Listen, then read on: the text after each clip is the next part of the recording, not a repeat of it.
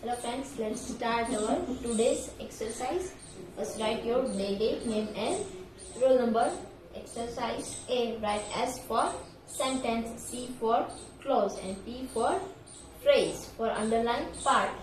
એટલે અહીંયા જેમાં અંડરલાઈન આપી છે એ ભાગ શું છે? સેન્ટેન્સ છે, ફ્રેઝ છે કે ક્લોઝ એ કહેવાનું છે.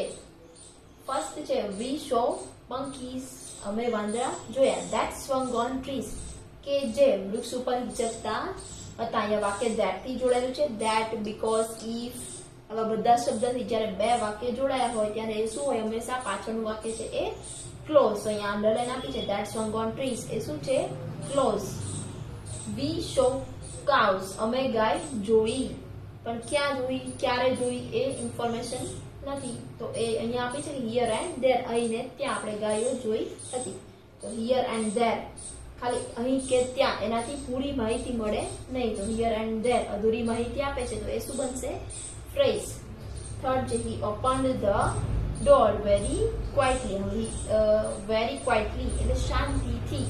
શાંતિથી એને શું કર્યું? એ ઇન્ફોર્મેશન મળે નહીં. તો વેરી ક્વાઇટલી એ શું બનશે આપણું? Phrase. he asked if he wants to come. એણે પૂછ્યું કે જો તેને આવવા ઈચ્છે તો. if he wants to come એટલે જો તેને આવવું હોય તો જ. તો અહીંયા ક્લોઝ બનશે આપણું. નેક્સ્ટ મોહન સ્વિમ્સ વેલ, મોહન સારું તરે છે. આખામાં અંડરલાઈન છે અને પૂરી માહિતી મળે છે, પૂરી સમજ મળતી હોય તો શું બને? એ સેન્ટેન્સ. સિક્સ્થ છે many people live in poverty. ઘણા લોકો છે એ ગરીબાઈમાં જીવે છે. હવે ખાલી એટલું કહું કે in poverty એટલે ગરીબાઈમાં, તો એનાથી પૂરી માહિતી મળતી નથી. તો એ શું બનશે આપણું? ફ્રેઝ. સેવન છે ડોન્ટ ગેટ એંગર એટલે ગુસ્સે થશો નહીં. પૂરી માહિતી મળે છે, આખામાં અંડરલાઈન છે તો શું બનશે? એ sentence. 8 I bought a car so that I can come with my family એટલે મેં ગાડી ખરીદી કે જેથી હું મારા પરિવાર સાથે આવી શકું. અહીંયા બે વાક્ય છે જેનાથી જોડાય. So that I can come with my family કે જેથી હું મારા પરિવાર સાથે આવી શકું. અને ક્લોઝ હોય તો એમાં એનો સબ્જેક્ટ હોય. અહીંયા આઈ છે એનો સબ્જેક્ટ છે, એને સબ્જેક્ટ એન્ડ પ્રેડિકેટ બંને હોય તો આ શું બનશે આપણું? ક્લોઝ.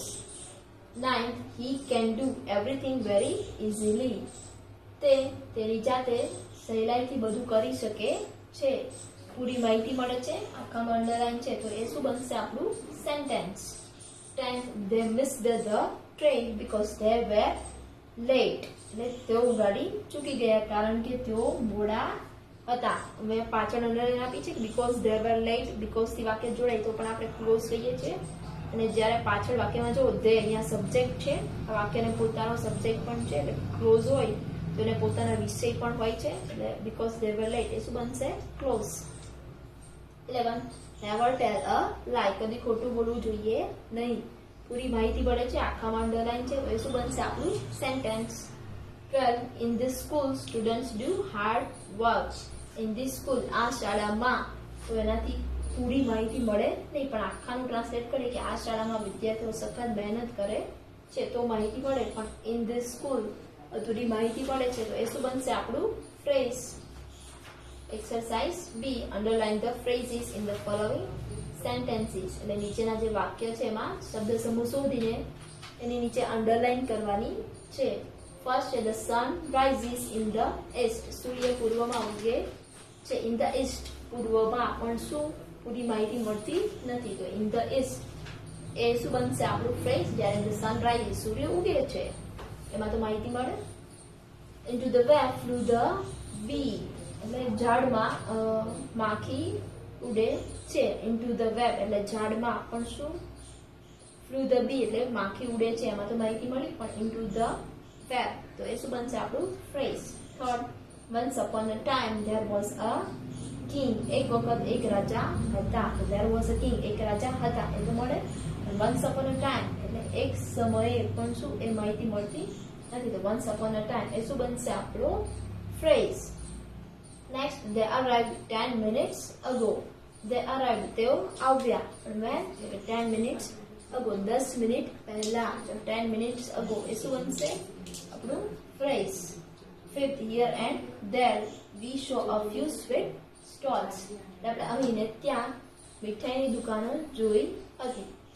તો આપણે મીઠાઈની દુકાનો જોઈ ઘણી બધી, એમાં તો માહિતી મળી, પણ હિયર એન્ડ ધેર અહીં ને ત્યાં શું, તો એ ઇન્ફોર્મેશન મળતી નથી. તો હિયર એન્ડ ધેર એ શું બનશે આપણું phrase.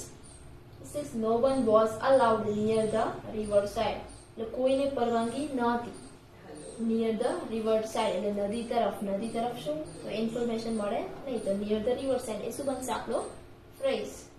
7, in those days people were generous, એટલે આ દિવસોમાં લોકો ઉદાર હતા. people were generous એટલે લોકો ઉદાર હતા, એ તો ઇન્ફોર્મેશન મળે. પણ in those days આ દિવસોમાં શું, તો in those days એ શું બનશે આપણું phrase. 8, the judge was a man of great learning, એટલે જે જજ છે એ માન શિખામણ વાળો માણસ હતો. જજ છે માણસ હતો કેવો, તો ઓફ ગ્રેટ લર્નિંગ, એટલે માન શિખામણ વાળો. તો ઓફ ગ્રેટ લર્નિંગ એ શું બનશે આપણું phrase. 9, there was lightning every now and then, એટલે બધે જ વારંવાર બધે જ ઉજાસ હતો. There was lightning ઉજાસ હતો, પણ ક્યાં, તો every now and then. તો every now and then એ શું બનશે આપણો phrase. He is talking very politely, he is talking તે વાત કરી રહ્યો છે, કેવી રીતે, કે very politely ખૂબ જ નમ્રતાથી. તો very politely એ શું બનશે આપણો phrase. 11, Sachin played very well, Sachin રમ્યો કેવી રીતે, કે very well ખૂબ જ સારી રીતે. તો very well એ શું બનશે આપણો phrase. 10, 12, 1 year ago we were met, આપણે મળ્યા હતા. 1 year ago એક વર્ષ પહેલા, તો એમાં પૂરી ઇન્ફોર્મેશન મળતી નથી. તો 1 year ago એ શું બનશે આપણું phrase. in these days people are perfidy, એટલે આ દિવસોમાં લોકો અપ્રામાણિક છે, એમાં તો ઇન્ફોર્મેશન મળે. બટ in these days કાલે એટલું કહીએ તો એમાં પૂરી માહિતી મળે નહીં. તો in these days એ શું બનશે આપણું phrase. 14, the Indian people are very honest, એટલે ભારતના લોકો છે પણ કેવા, very honest એટલે ખૂબ જ પ્રામાણિક. તો આમાં ફ્રેઝ કયું આવશે, very honest. we bought this house 20 years ago, એટલે અમે આ ઘર 20 વર્ષ પહેલા ખરીદ્યું હતું. અમે આ ઘર ખરીદ્યું, પણ ક્યારે, તો કે 20 years ago, એમાંથી પૂરી માહિતી મળે નહીં. તો 20 years ago એ શું બનશે આપણું phrase. So I hope you understand this exercise.